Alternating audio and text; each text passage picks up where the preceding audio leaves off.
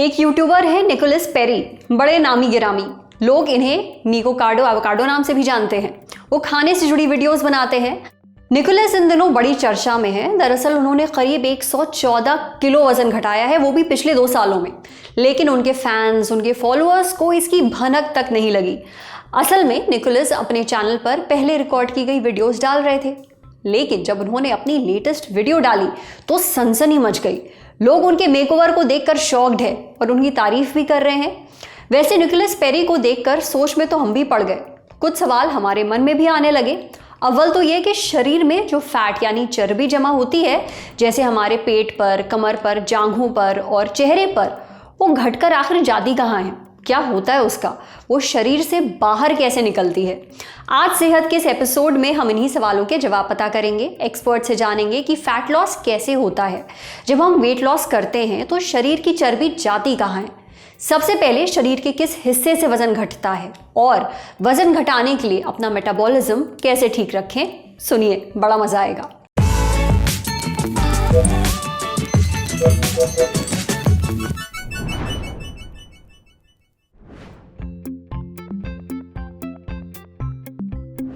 Fat loss करने का एकमात्र सिद्धांत है कैलोरिक या एनर्जी डेफिशिएट क्रिएट करना। तो क्या जब हम एनर्जी डेफिशिएट करेंगे तो हमारा शरीर या उसके वाइटल ऑर्गन्स काम करना बंद कर देंगे? ऐसा तो संभव है ही नहीं। तो फिर जब एनर्जी का शॉर्टफॉल होता है तो हमारा शरीर, जो हमारे पास में जमा पूंजी है, अर्थात जो फैट जमा हो गया है हमारे शरीर पे, वहां से हमारा शरीर एनर्जी को ड्राइव आउट कर लेता है। तब जाके हमारा फैट लॉस होता है एक लंबे अंतराल के बाद। तो इसीलिए आप देख पाएंगे फैट लॉस करने के बाद वो कपड़े जो हमें टाइट आ रहे थे, अब शायद वो लूज हो गए हैं। वेट लॉस करने के लिए हमें एनर्जी डेफिशिट में जाना होगा। जब हम एनर्जी डेफिशिट में चले जाते हैं तो उस समय हमारा शरीर वो जो शॉर्टफॉल है एनर्जी का, उसकी भरपाई करने के लिए जो फैट जमा हो गया था हमारे शरीर पे एक लंबे अंतराल पे, उसका इस्तेमाल करता है। जब हमारा शरीर उस फैट को एनर्जी में कन्वर्ट करता है तो उसके 2 बाय प्रोडक्ट्स होते हैं। पहला बाय प्रोडक्ट है कार्बन डाइऑक्साइड।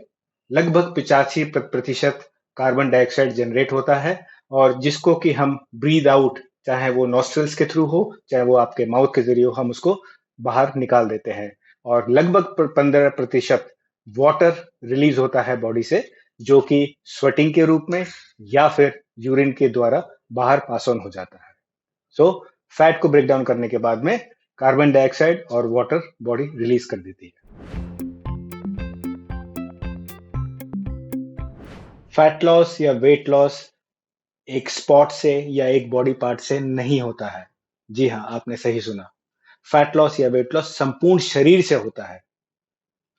वो फैक्टर्स जो फैट लॉस या वेट लॉस को डिफाइन कर सकते हैं वो हैं आपके जेनेटिक्स, हार्मोनल बैलेंसेस और body structure. So depending on आपके जेनेटिक्स या बाकी 2 फैक्टर कैसे हैं, अकॉर्डिंगली आपका आपका फैट लॉस या वेट लॉस की जो जर्नी है वो डिफाइन होगी। आमतौर पर देखा गया है कि मेल्स में जो एब्डोमेन एरिया होता है वहां से पहले विजिबली फैट लॉस होता है, और वेयरएस आमतौर पर फीमेल्स में हिप एरिया या थाई एरिया से पहले होता है। लेकिन सबके साथ ऐसा हो कोई जरूरी नहीं है। हर इंडिविजुअल का थोड़ा भिन्न भिन्न प्रकार से हो सकता है फैट लॉस या वेट लॉस। Healthy diet. जी हाँ, हेल्दी डाइट का मतलब क्या हुआ? जितना हमारे शरीर को आवश्यकता है हम उतना ही खाएं, यानी कि कैलोरी इनटेक हमारा ठीक ठाक हो, उसमें प्रोटीन की मात्रा सफिशिएंट हो, साथ में फाइबर, फ्रूट्स और वेजिटेबल का मिश्रण भी सटीक हो। Physical activities. जी हाँ, हमें कोशिश करनी चाहिए कि हम लगातार लंबे समय तक कंसिस्टेंटली हम फिजिकल एक्टिविटीज में पार्टिसिपेट करें, और फिजिकल एक्टिविटी में as per your fitness level हम कार्डियो, वेट ट्रेनिंग या मे बी HIIT यानी कि हाई इंटेंसिटी इंटरवल ट्रेनिंग में पार्टिसिपेट कर सकते हैं। स्लीप। जी हाँ, बहुत ही जरूरी है। कम से कम 7 से 8 घंटे की साउंड स्लीप हमें लेनी चाहिए, क्योंकि ये आपको डायरेक्टली रिकवरी में हेल्प करती है। Hydration levels. Yes, hydration complete होगा तभी हमारा मेटाबॉलिज्म अपनी पीक तक पहुंच पाएगा। सो प्रचुर मात्रा में जल का ग्रहण करें। स्ट्रेस, जी हाँ, बहुत ही नेगेटिव इम्पैक्ट डालता है हमारे मेटाबॉलिज्म पे, तो हमें उसको भी मैनेज करना आना चाहिए। तो अपने स्ट्रेस को मैनेज करने के लिए कुछ एक्टिविटीज जैसे कि योगा या फिर मेडिटेशन बहुत ही सहायक होते हैं। देखिए, अगर आप अपना वजन घटाना चाहते हैं तो आपको अपनी कैलोरी इनटेक पर ध्यान देना होगा। इसका मतलब ये नहीं है कि आप खुद को भूखा मारें। हेल्दी खाइए ताकि शरीर में पोषण की कमी ना हो, पर ज़्यादा मत खाइए। एक्सरसाइज ज़रूर करिए ताकि खाने से मिलने वाली कैलोरीज बर्न हो सकें, तभी आपका वेट लॉस टिका रहेगा।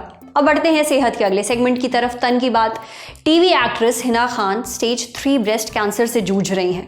कैंसर का इलाज चल रहा है, लेकिन उसकी वजह से उन्हें एक बीमारी और हो गई है जिसका नाम है म्यूकोसाइटिस। कीमोथेरेपी कराने वाले मरीजों में ये बीमारी काफ़ी आम है। डॉक्टर से जानते हैं इसके बारे में।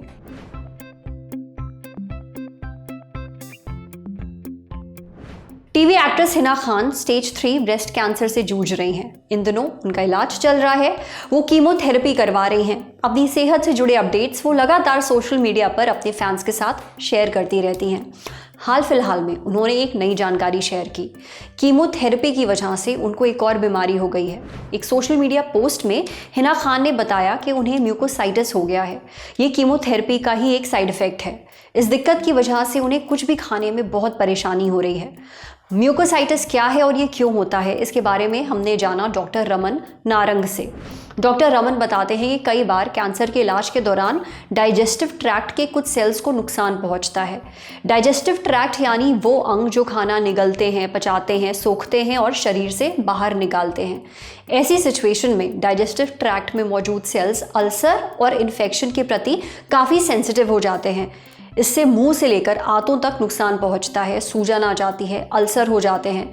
इसे ही म्यूकोसाइटिस कहते हैं। अब वैसे तो म्यूकोसाइटिस पूरे डाइजेस्टिव ट्रैक्ट में कहीं पर भी हो सकता है, लेकिन सबसे ज़्यादा ये मुंह में ही होता है। इससे मरीज़ का खाना पीना मुहाल हो जाता है। म्यूकोसाइटिस होने पर मुंह और मसूड़े एकदम लाल पड़ जाते हैं, उनमें सूजन आ जाती है, मुंह में खून आने लगता है, लार गाढ़ी हो जाती है, मुंह सूखा सूखा लगता है, मुंह, मसूड़े या फिर जीभ पर घाव हो जाते हैं। कुछ भी खाने, निगलने, बोलने में बहुत दिक्कत होती है। मुंह और गले में दर्द होने लगता है। खाना खाते समय हल्की जलन भी होती है। अगर म्यूकोसाइटिस के दौरान मुंह की सफाई का ध्यान ना रखा जाए तो फंगल और बैक्टीरियल इन्फेक्शन हो सकता है। इससे मुंह में सफ़ेद धब्बे हो जाते हैं, साथ ही पस भी बन सकता है, जिसकी वजह से मुंह से बदबू आती है। आमतौर पर कीमोथेरेपी शुरू होने के 1 हफ्ता बाद या रेडियोथेरेपी शुरू होने के 2 हफ्ते बाद म्यूकोसाइटिस के लक्षण अपने आप दिखने लगते हैं। वहीं अगर मरीज की डेंटल हेल्थ खराब है, वो तंबाकू, सिगरेट या शराब का सेवन करता है, पानी कम पीता है, उसका वजन उसकी हाइट के हिसाब से कम है, यानी लो बॉडी मास इंडेक्स है, किडनी की कोई बीमारी है, डायबिटीज़ है, HIV है या फिर एड्स है, और उसके साथ उसका कैंसर का इलाज चल रहा है, तो म्यूकोसाइटिस होने का चांस बढ़ जाता है। या अगर पहले से है तो वो और गंभीर हो जाता है। अब बात आती है कि इसका इलाज क्या है। डॉक्टर रमन कहते हैं कि म्यूकोसाइटिस अस्थायी बीमारी है, हमेशा नहीं रहती। कैंसर का इलाज खत्म होने के कुछ हफ्तों बाद ही ये ठीक भी हो जाती है। म्यूकोसाइटिस के इलाज के लिए इसके लक्षणों को दूर किया जाता है। इसके लिए दर्द दूर करने वाली और दूसरी ज़रूरी दवाइयाँ दी जाती हैं। ड्राई माउथ से बचने के लिए स्प्रे दिया जाता है। Soft toothbrush, antiseptic mouth wash इस्तेमाल करने को कहा जाता है। साथ ही ठंडी चीज़ें खाने और पीने को भी कहा जाता है, जैसे आइसक्रीम, योगर्ट, पॉप्सिकल्स और स्मूदीज़। समझे। अब बारी है सेहत के आखिरी सेगमेंट की, खुराक यानी झक्कासी हेल्थ टिप। अधपके मीट खाने के नुकसान जानते हैं? सुनिए डॉक्टर क्या बताते हैं। कई लोगों को अंडरकुक्ड मीट खाना पसंद होता है। उन्हें लगता है कि अधपका मीट खाएंगे तो पोषण ज़्यादा मिलेगा, हेल्थ अच्छी रहेगी, लेकिन यही अधपका मीट बड़ी परेशानियां पैदा कर सकता है। इसके बारे में हमें और जानकारी दी डॉक्टर एकता सिंगवाल ने। डॉक्टर एकता कहती हैं कि अधपके या कच्चे मीट को खाने से फूड पॉइजनिंग हो सकती है। दरअसल कई बार अधपके मीट में हानिकारक बैक्टीरिया होते हैं, जैसे कि सैल्मोनेला, लिस्टेरिया मोनोसाइटोजेंस, क्लोस्ट्रीडियम परफिरिंगिस और इकोलाई। थोड़े टंग ट्विस्टर जैसे नाम है, माफ़ कीजिएगा। फिर जब हम ऐसा मीट खाते हैं तो ये बैक्टीरिया हमारे शरीर में भी पहुंच जाते हैं और डाइजेस्टिव सिस्टम में दिक्कतें पैदा कर देते हैं। इन्हें खाने से पेट खराब हो जाता है। अगर फूड पॉइजनिंग हो जाए तो उबकाई आने लगती है, उल्टियाँ शुरू हो जाती हैं, पेट में दर्द होने लगता है, बुखार आ जाता है, सिर दर्द शुरू हो जाता है, साथ ही डायरिया भी हो सकता है। ये सारे लक्षण एक दिन से लेकर एक हफ्ते तक रह सकते हैं। हालांकि अगर बैक्टीरिया ने गंभीर असर छोड़ा है तो व्यक्ति को ठीक होने में और वक्त भी लग सकता है। वहीं जब आप मीट को अच्छे से पकाते हैं तो उसमें मौजूद प्रोटीन टूट जाता है। इससे मीट को चबाना और पचाना आसान हो जाता है। साथ ही जितने भी हानिकारक और खतरनाक बैक्टीरिया हैं वो भी नष्ट हो जाते हैं। उन्हें खाने से जुड़ी कोई बीमारी होने का रिस्क है काफ़ी हद तक घट भी जाता है। इसलिए जब भी आप मीट बनाएं तो सबसे पहले तो उसे अच्छे से धो लें, फिर अच्छे से पकाएं और उसके बाद ही खाएं।